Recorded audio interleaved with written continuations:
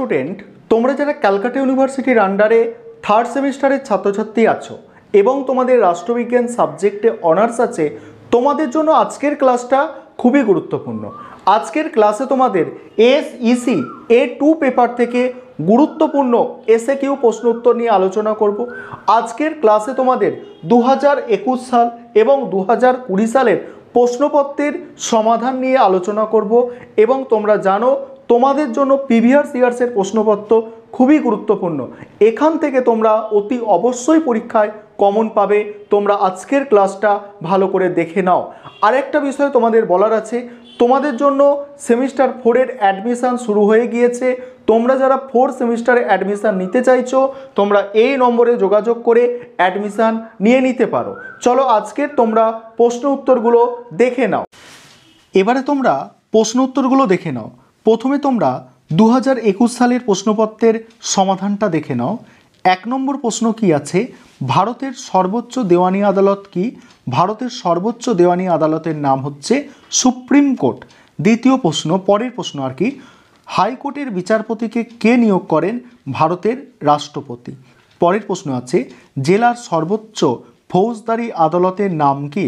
জেলার সর্বোচ্চ ফৌজদারি আদালতের নাম দায়রা জজের আদালত। তারপরের প্রশ্ন, সুপ্রিম কোর্টের বিচারপতিগণ কত বছর পর্যন্ত স্বপদে বহাল থাকেন?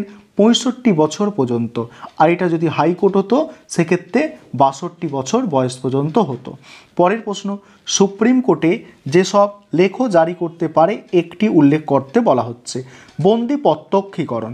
আরও লেখ আছে পরমাদেশ, প্রতিষেধ, অধিকার পিচ্ছা, উৎপেষণ, অর্থাৎ 5টা লেখ আছে, তোমরা এটা অনেকেই জানো। পরের প্রশ্ন আছে, কলকাতা হাইকোর্ট কত সালে স্থাপিত হয়? কলকাতা হাইকোর্ট 1862 সালে 1 জুলাই স্থাপিত হয়। পরের প্রশ্ন আছে, ভারতীয় সংবিধানে 226 নম্বর ধারাটির গুরুত্ব কী? 226 নম্বর ধারা অনুযায়ী ভারতের সর্বোচ্চ আদালত সুপ্রিম কোর্ট নাগরিকদের অধিকার রক্ষার জন্য 5 ধরনের লেখ জারি করতে পারে। 5 ধরনের লেখ জারি করতে পারে। পরের প্রশ্ন, সরকারি ও বেসরকারি চাকরি সংক্রান্ত বিরোধ নিষ্পত্তি হয় কোন আদালতে? সরকারি চাকরির ক্ষেত্রে প্রশাসনিক ট্রাইব্যুনাল আর বেসরকারি চাকরির ক্ষেত্রে শ্রম আদালত। পরের প্রশ্ন, পশ্চিমবঙ্গের প্রথম লোক আদালত গঠিত হয় কত সালে?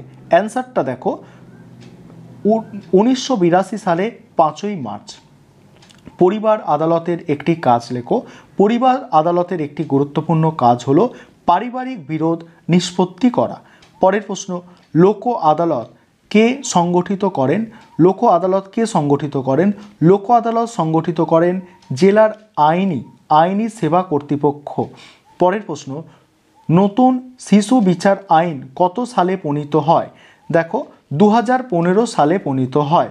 পরের প্রশ্ন, রাজ্য প্রশাসনিক ট্রাইব্যুনাল গঠন লেখো। রাজ্য প্রশাসনিক ট্রাইব্যুনালের গঠন, একজন চেয়ারপারসন এবং 1 বা একাধিক সদস্য থাকবেন। চেয়ারপারসন হবে একজন অবসরপ্রাপ্ত হাইকোর্টের বিচারপতি বা আইনের একজন বিশিষ্ট ব্যক্তি। তারপরে প্রশ্ন, এফআইআর কি? এফআইআরের সম্পূর্ণ রূপ হলো ফার্স্ট ইনফরমেশন রিপোর্ট। এটি একটি লিখিত অভিযোগ যা পুলিশকে একটি অপরাধ সম্পর্কে অবহিত করে। এফআইআর এর অপরাধের বিবরণ, এফআইআরে কি অপরাধের বিবরণ, অভিযোগকারীর তথ্য এবং সাক্ষীদের তথ্য থাকে। তারপরের প্রশ্ন, আইপিসি ইন্ডিয়ান পিনাল কোড কত সালে প্রণীত হয়? 1860 সালে। 1860 সালে 6ই অক্টোবর প্রণীত হয়। পরের প্রশ্ন আছে, 2020 সালের যে প্রশ্নপত্র, সেই 2020 সালের প্রশ্নপত্রের সমাধান এবারে তোমরা দেখে নাও। সেখানে কি বলা হচ্ছে দেখো, প্রথম প্রশ্ন কি আছে? প্রথম প্রশ্ন, ভারতীয় দণ্ডবিধির একটি উদ্দেশ্য বর্ণনা করো। ভারতীয় দণ্ডবিধির একটি প্রধান উদ্দেশ্য হলো ন্যায় বিচার প্রদান।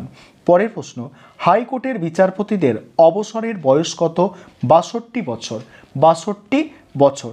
পরের প্রশ্ন আছে, ভারতের বিচার ব্যবস্থায় সর্বোচ্চ আদালতের নাম কি?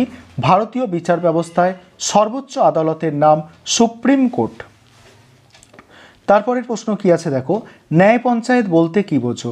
ন্যায় পঞ্চায়েত হলো পঞ্চায়েত ব্যবস্থার একটি অংশ যা গ্রামবাসীদের সমস্যা সমাধানের জন্য প্রতিষ্ঠিত হয়েছিল। এর অনেকগুলি ফাংশনগুলির মধ্যে রয়েছে ছোটোখাটো ফৌজদারি এবং দেওয়ানি সমস্যার সমাধান করা, যেখানে দলগুলি পঞ্চায়েত সদস্যদের কাছে তাদের যুক্তি উপস্থাপন করে।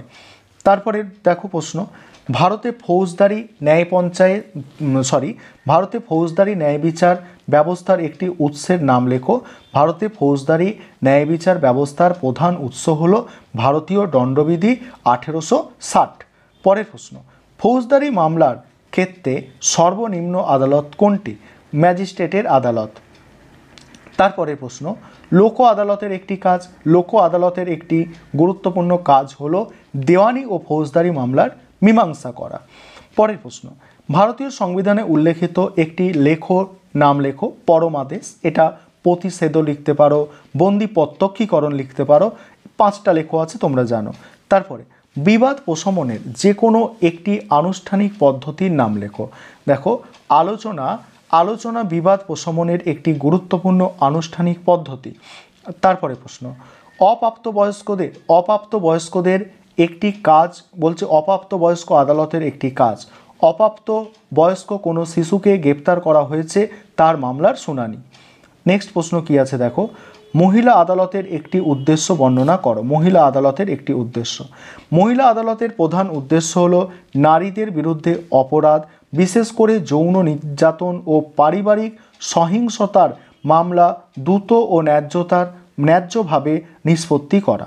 তারপরে প্রশ্ন, ফৌজদারি অপরাধ নিয়ন্ত্রণে পুলিশের একটি কাজ লেখো। অ্যান্সার দেখো, গোয়েন্দা তৎপরতার মাধ্যমে পুলিশ ফৌজদারি অপরাধ নিয়ন্ত্রণে গুরুত্বপূর্ণ ভূমিকা পালন করে। তারপরে প্রশ্ন, রাজ্য প্রশাসনিক ট্রাইব্যুনালের একটি কাজ লেখো।